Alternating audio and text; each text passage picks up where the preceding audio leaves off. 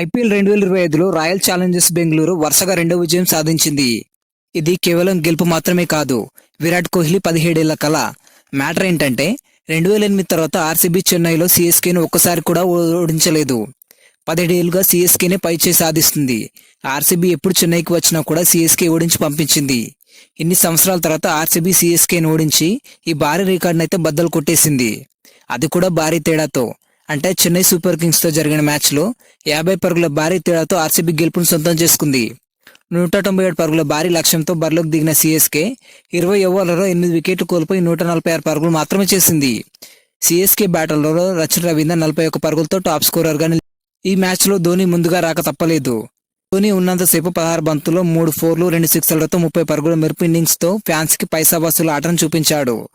ముఖ్యంగా ఆర్సీబీలో Jose Hazlewood 3 వికెట్లు పడగొట్టగా yes Dayal లివింగ్స్టోన్లు చెరో 2 వికెట్లు తీసి ఆర్సీబీ విజయంలో కీలకంగా మారారు. ఇలా సీఎస్కే కంచుకోటని పటిడార్ సారథ్యంలో ఆర్సీబీ బద్దలు కొట్టింది. 2008 సీజన్ తర్వాత ఏ ఆర్సీబీ కెప్టెన్ కూడా చెపాక్లో సీఎస్కే పై తన టీంని గెలిపించుకోలేకపోయారు. ఇప్పుడు దాన్ని కొత్త కెప్టెన్ అయిన రజత్ పటిడార్ సాధించాడు. ముఖ్యంగా ఆర్సీబీ ఈ మ్యాచ్ లో టాస్ ఓడినా కూడా బ్యాటింగ్ లో దంచుకొట్టింది. చెపాక్ లాంటి స్పిన్ పిచ్ లో కూడా 7 వికెట్లు కోల్పోయి 196 పరుగులు చేసింది. ముఖ్యంగా ఆర్సీబీ కెప్టెన్ అయిన రజత్ పటిడార్ రెస్పాన్సిబుల్ గా ఆడి 51 పరుగులు చేశాడు.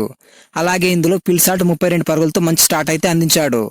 ముఖ్యంగా ఫినిషింగ్ లో, అది కూడా ఆఖరి ఓవర్లో టిమ్ డేవిడ్ 8 బంతుల్లో 1 4 3 6లతో 22 పరుగులు చేసి మంచి ఫినిషింగ్ టచ్ అయితే ఇచ్చాడు.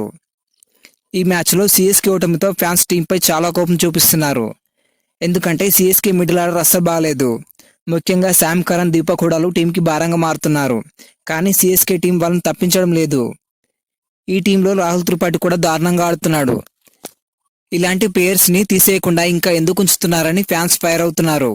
ఇలా ఫామ్ లోని ఆటగాళ్ళని ఆడిస్తే సీఎస్కే టైటిల్ గెలవడం కాదు కదా, కనీసం ప్లేయర్స్ కు కూడా చేరదని హెచ్చరిస్తున్నారు. విచిత్రం ఏంటంటే ఈ సీజన్ లో ఆర్సీబీ గతంలో కన్నా చాలా వీక్ గా ఉంది. మంచి ప్లేయర్స్ ని యాక్షన్ లో వదిలేసి అనవసరమైన ప్లేయర్స్ ని కొన్నారని అంతా అనుకున్నారు. కానీ ఇప్పుడు అదే టీం వరుస విజయాలతో దూసుకెళ్తుంది. ఈ మ్యాచ్ తో ఐపీఎల్ లో స్ట్రాంగెస్ట్ టీమ్ గా పిలుచుకున్న సీఎస్కేని కూడా ఓడించింది. వీళ్ళ వాలకం చూస్తుంటే ఈసారి కప్ కొట్టేలాగే ఉన్నారు. పైగా ఇది విరాట్ కోహ్లీకి 18వ సీజన్. ఇది విరాట్ కోహ్లీకి చాలా ఫేవరెట్. ఈ నంబర్తో కోహ్లీకి ప్రత్యేకమైన సంబంధం ఉంది.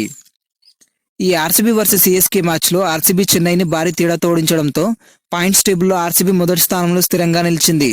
కానీ దెబ్బతినే సీఎస్కే మాత్రం 4వ స్థానం నుంచి ఏకంగా 7వ స్థానానికి పడిపోయింది. ప్రస్తుతం పాయింట్స్ టేబుల్ ని రూల్ చేస్తుంది మాత్రం ఆర్సీబీనే.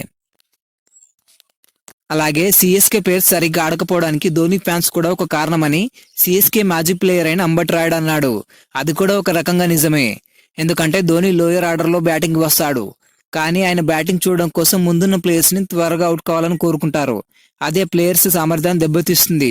ధోని లోయర్ ఆర్డర్ లో రావడానికి కారణం ఆ టీంలో ఉన్న యంగ్ ప్లేయర్స్ కి అవకాశాలు కల్పించడం. నేను ఎలాగో ఫ్యూచర్ లో ఆడలేను, కానీ వాళ్ళకి మంచి భవిష్యత్తు ఉందని ఎంఎస్ ధోని చాలాసార్లు చెప్పారు.